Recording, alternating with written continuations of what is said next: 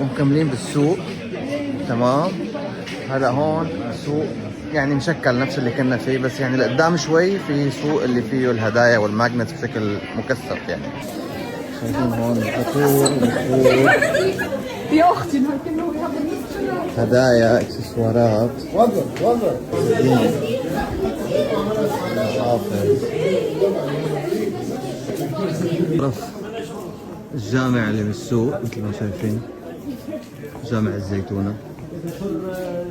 محلات هون تساوي شغلات بالقش، سلات. شايفين مشغولات يدوية كثيرة السوق هذا اللي هون جنب جامع الزيتونة.